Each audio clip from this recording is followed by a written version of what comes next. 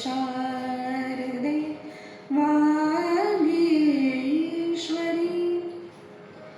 ज्योत्स्ने परी कांती तुझी ज्योत्स्ने परी कांती तुझी मुखरम्य शारदे चंद्रमा उजळे तुझ्या हास्यातून उजळे तुझ्या हास्यातून चारी युगांची पौर्णिमा तुझ्या कृपेचे चांदणे तुझ्या कृपेचे चांदणे नीतावर्षु दे श्री नीतावर्षु दे श्री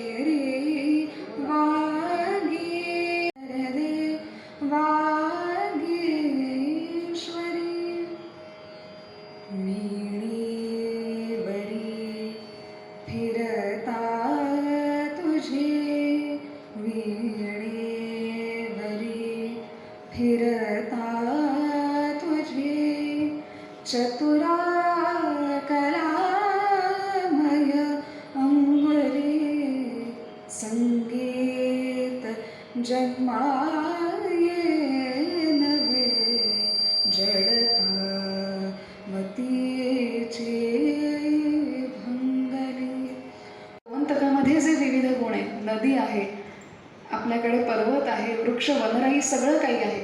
त्यामुळे निसर्गातले हे जे गुण आहेत, हे वैभव आहे, ते इथल्या रहिवाशांना, इथल्या गोमंतकीय माणसाला चिकटून ते सुद्धा गुणवंत झाले नाहीत तर नवलच. त्यामुळे अशाच एका गुणवंत कवींचं पुस्तक प्रकाशन यासाठी आपण जमलो आहोत. मी सर्व मान्यवरांना विनंती करते की त्यांनी पुस्तक प्रकाशन करून यांचा मी देव पाहिला होता हा कविता संग्रह इथे प्रकाशित होतोय. जागर प्रकाशन गोवा आणि प्रकाशक आहेत श्री सुदेश काशीनाथ आर्लेकर. पुस्तक त्यांचं प्रकाशन सोहळा इथं झाला आहे आणि मला वाटतं की एकदा आपण कुठलंही एक काम केलं की दुसरं काम आपलं सुरळीत होतं आणि त्याच्यापेक्षा फास्ट होतं, त्याला अडथळा येत नाही.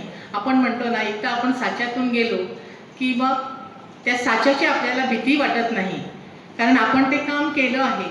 असं शिवानंदबाईचं आता एक पुस्तक आलं आहे आणि पुढचा प्रवास त्यांचा सुखरूप आणि सोयीस्कर आणि लवकर लवकर त्यांच्या हातून ही साहित्य सेवा होऊन कितीतरी पुस्तके त्यांची प्रकाशित होणार आहे. त्यांच्या भावी वाटचालीला, लेखनाला मी शुभेच्छा व्यक्त करते आणि माझे 2 शब्द इथेच थांबवते. धन्यवाद. प्रभू निर्विघ्नं कुर्मे देव सर्व कार्येषु सर्वदा. सत्पुरुष भगवान या परिसरातल्या सगळ्या देवता आहेत. अध्यापक अनिल सामंत, ज्येष्ठ पत्रकार सुदेश आर्लेकर, कवयित्री सौ साळगावकर, सरपंच अधिकारी, ज्येष्ठ कवी या बाजूला बसलेले साळगावकर, मला नाव त्यांचं माहीत नाही, पण खरंच आपण सगळे मोठे आहात. या सगळ्या गोष्टी कविता किंवा लेखन, पुस्तक प्रकाशन, जसं सांगितल्याप्रमाणे आमच्या गोमंतकामध्ये कलाकारांची अशी खाण आहे, याबद्दल कुठेही शंका नाही. कलाकार खूप आहेत, जावं तिथं कलाकार आहेत. म्हणजे ज्याला प्रत्यक्षात काही सादर करता येते पण तो तालाच्या बाबतीत तरी मांडीवर असा हात धरत असतो, लक्षात घ्या. एखाद्याला भजन कळत नसेल, ताल बाकीचं वाजवता येत नसेल, पण कुठेतरी तो समेत आपल्या असतो. इथपर्यंत कला ही सगळ्या लोकांपर्यंत आहे. कविता शक्ती ही खूप खूप मोठी आहे.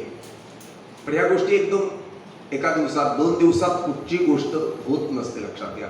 याकरता सतत चिंतन, मनन, वाचन हे सतत सातत्यानं करावं लागतं आणि नंतर ती कविता शक्ती प्रगट होते.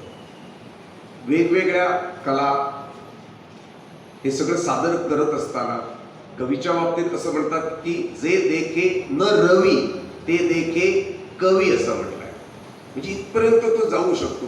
पण हे सगळं करत असताना याच्यामध्ये सुद्धा कुठं निसर्ग त्याच्या समोर असतो, देवता त्याच्या समोर असतात, कवीच्या मनात संस्कार समोर असतात, समाज काही घडावा, समाजाला काहीतरी चांगलं मिळावं, असे अनेक उद्देश जो लेखक असतो याच्या मनामध्ये ती भावना असते. फक्त आपलं पुस्तक प्रकाशनाने एवढं झालं, मला नाव मिळालं, ही भावना लेखकाच्या मनात नसते. समाज घडावा, समाज धारणा ही त्याच्या पाठीमागची भावना आहे आणि असायला पाहिजे. आता या कला ज्या असतात, बऱ्याच वेळा असं वाटतं की विविध ज्या कला आहेत या सगळ्या कलांना भगवंताचं अधिष्ठान असणं खूप महत्वाचं आहे. मला वाटतं या बाबतीत आम्ही कुठेतरी बरेचसे लोक कमी पडत आहेत. देवापासून आपल्या संस्कृतीपासून बरेच लोक बरे मोठ्यावर पडलेले, मोठे प्रसिद्धीला आलेले, ह्या कुठंतरी त्या ईश्वरापासून दूर गेलेले दिसतात. हे कुठंतरी ही जी कला आहे ना, या कलेमध्ये जर भगवंताची शक्ती नसेल, बळ नसेल, ताकद नसेल, देवत्व त्यामध्ये नसेल, तर ती कला जी आहे ती समर्थ रामदास म्हणतात ती अवकळा होते. सरळ स्पष्ट सांगितलंय. आणि ही परिस्थिती आपल्याला दिसते. बरीच माणसं आहेत, त्यांना प्रसिद्धी खूप आहे, पैसा त्यांना खूप आहे, पण जीवनामध्ये ते अयशस्वी होतात. याला एकमेव कारण तिथे भगवंताचं जे अधिष्ठान आहे तिथं कुठेतरी आम्ही कमी पडतो ठेवलेलं आहे. आणि हे माणसाच करताय, लक्षात घ्या. या कला आपल्या करताय आणि या कला जिवंत राहिल्या पाहिजे. म्हणून याकरता थोडा मोठ्यांचे आशीर्वाद, संतांचं वाङ्मय, भगवंताची कृपा, आई वडिलांचे आशीर्वाद, या सगळ्या गोष्टी आपण लक्षपूर्वक, काळजीपूर्वक सांभाळणं तेवढं महत्वाचं आहे. तरच या कला टिकत राहतात. पेशानं पोलीस या डिपार्टमेंटमध्ये असणारे आमचे मित्रवर्य, पण कल्पना सुद्धा कोणी केली नव्हती की तो या क्षेत्रात असेल, आध्यात्मिक क्षेत्रात जाईल. लक्षात घ्या, कोणी मोठा असो, एखादं संशोधन, आमचे शास्त्रज्ञ सुद्धा असतात, ते भगवंताच्याच कडे जातात, प्रार्थना करतात यामध्ये आपल्याला यश मिळू दे. नुसतं तेवढं दाखवण्यापुरतं या गोष्टी नसाव्यात. आपल्या मनात, आपल्या हृदयात त्या भगवंताला स्थान देणं सगळ्यात महत्वाचं आहे. इथं चुकून सुद्धा चुकता कामा नये. एखादी फालतू गोष्टी असेल तर आपण टाळ्या वाजवतो, पण चांगल्या गोष्टी असतात आपले हात मागे येतात. चांगल्या गोष्टीला प्रोत्साहन देणं, त्याचं कौतुक करणं, त्याला प्रसिद्धी देणं. सिद्धी पहिल्यांदा महत्वाची आहे ना, नंतर प्रसिद्धी असते ना. ती सिद्धी करता भगवंताची कृपा असणं खूप महत्वाचं आहे. वेगवेगळ्या कविता, यामध्ये मी सुद्धा एक पुस्तक वाचलेलं आहे. माझ्या शुभेच्छा या पुस्तकाला निश्चितच आहेत. आणि खरोखरच सुंदर विचार या कवितेतून, कविता शक्तीतून त्यांनी आपल्यासमोर मांडलेले आहेत. आम्हा कीर्तनकाराला सुद्धा यातल्या काही कविता कीर्तनामध्ये जोडता येतील, लक्षात घ्या. आपण तो सुद्धा प्रयत्न करूया. माझ्या पुन्हा एकदा सगळ्या मान्यवरांना पुन्हा एकदा नमस्कार. उपस्थित सगळे रसिक, सर्वप्रथम मी कवी शिवानंद सागावकर यांचं अभिनंदन करतो. या संग्रहाबद्दल बरंच बोलता येईल. मी अगदी थोडक्यामध्ये काय या संग्रहाची वैशिष्ट्ये आहेत, आपण का वाचावा हा संग्रह, या संदर्भात काही माझे विचार या ठिकाणी व्यक्त करतो. या कविता संग्रहाचं शीर्षक आहे, मी देव पाहिला होता. शीर्षकावरनं या कवीची जी काही मनोवृत्ती आहे, दृष्टिकोन आहे जगण्याकडे बघण्याचा, या नावाची कविताच आहे, मी देव पाहिला होता. आणि ही जी एक कविता आहे, या कविता संदर्भातील सगळ्याच कविता मी काही घेणार नाही, पण एक 3-4 कविता मला आवडलेल्या आणि त्यातून त्यांच्या काव्यसंग्रहाची दिसलेली वैशिष्ट्य. ज्ञानेश्वरांनी चांगली कविता कुठली, चांगलं पुस्तक कुठलं, ते ज्ञानेश्वरीमध्ये अगदी अप्रतिम रीतीने सांगितलेलं आहे. जगातल्या कुठल्याही चांगल्या कवितेला किंवा साहित्याला त्याची समीक्षा करताना आपण ते वापरू शकतो. त्यांनी काय काय म्हटलेलं आहे, ते म्हणाले की मितुले आणि मवाळ, साज आणि रसाळ, शब्द जैसे कल्लोळ अमृताचे. हे त्यांनी दिलेले निकष आहेत की कविता कशी असली पाहिजे. अनेक जण कविता लिहितात. मी अनेकदा कवी संमेलनामध्ये बघतो की अलीकडे कवी संमेलनाला प्रचंड गर्दी असते आणि जर कवी संमेलन झालं तर अनेक कवी मला मला जरा संधी द्या, मला जरा संधी द्या. आणि कविता वाचणारे असतात ते कवी संमेलनामध्ये बरीच मोठी कविता लिहितात, बरीच मोठी कविता. ते कवितेचं पहिलं लक्षण काय ज्ञानेश्वर सांगतात, मितुले, ज्याला कमीत कमी शब्दामध्ये जास्तीत जास्त अर्थ सांगता येतो. त्यामुळे कविता मितुले म्हणजे कमीत कमी पाहिजे. एक मवाळ म्हणजे काय, तुम्ही जगातलं सगळं सत्य सांगायचं, परंतु ते अतिशय ते कटू असतं कामा नये. ते अतिशय मऊ, त्याला मृदू, मधाळ अशा शब्दामध्ये आलं पाहिजे. तिसरं साच आणि रसाळ, जगामध्ये जे काही सत्य आहे ते तुमच्या साहित्यामध्ये आलं पाहिजे. किंबहुना सत्य नसेल तर ते साहित्य फार काळ टिकत नाही. आपले सगळे रामायण महाभारत हे सगळे ग्रंथ टिकले, किंवा मोठे केशवसुतांपासून बालकवीपर्यंत सगळे कवी आजही आपण वाचतो. आणि काही कवितांची रद्दी होऊन गेली, ते काल होते आज नाही. तर त्याचं कारण काय, त्यांच्या कवितेमध्ये जीवनाचं सत्य तुम्हाला वाचायला मिळत नाही.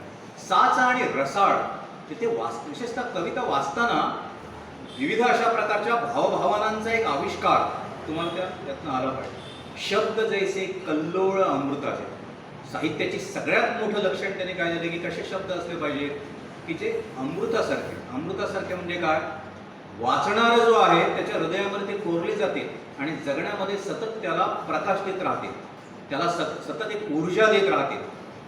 हे मी सगळं का सांगितलं, मी काही सगळ्याच कविता म्हणणार नाही, पण या संग्रहातल्या काही कविता ज्या आहेत त्या ही जी समीक्षाची जी पद्धती ज्ञानेश्वरांनी दिलेली आहे त्याच्या जवळपास येणाऱ्या अनेक कविता आहेत, आणि म्हणून मी त्यांचं अभिनंदन करतो. कवितेचा एक महत्त्वाचा भाग काय असतो की कवितेमध्ये तुम्ही एवढंसं लिहिताना तर त्यातनं अर्थाचे अनेक तरंग उमटले पाहिजेत. आत्ता तिनं निवेदन करताना हिरवळ आणि पाणी तेथे स्फुरती मजला गाणी, निळी तुनी पाखरे पांढरी किल बिल तात थव्यानी या कवितेचा उल्लेख केला. तुम्ही एकदा जर ही कविता वाचली तर तुम्हाला हिरवळ दिसते, पाणी दिसतं. परत जर कविता वाचायला गेली तर ती हिरवळ झाडांची नसते, माणसाच्या जगण्याची. पाणी, निळीतुनी पाखरे, एक नुसतेच बघितलं तर निळ्या आकाशामध्ये उडणारी पाखरं दिसतात, परंतु जरा आणखी वाचलं आणखी एकदा की आपल्या मनाच्या आकाशामध्ये उडणारी शब्दांची पाखरं आपल्याला दिसायला लागतात. खरा कवी हा अशा प्रकारे शब्दांचे खडे मनाच्या तळ्यामध्ये असे टाकतो की अर्थाचे अनेक तरंग त्याच्यामध्ये उभे राहतात.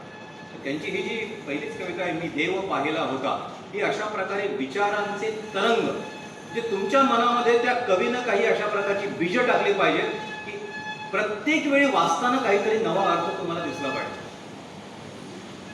छंद तुम्ही लिहा, परंतु हा जो आपल्या परंपरेनं आलेला सुरांचा धागा जो आहे ना, सूर ताल आणि लय, त्यातून कविता ज्या येतात त्या संतांच्या अभंग किंवा ओवी याच्यामध्ये, तर ती आपण जपावी आणि पुढच्या आपल्या कविता अशा प्रकारे उजळाव्यात. अनेक कविता आहेत त्याच्याबद्दल बोलताय.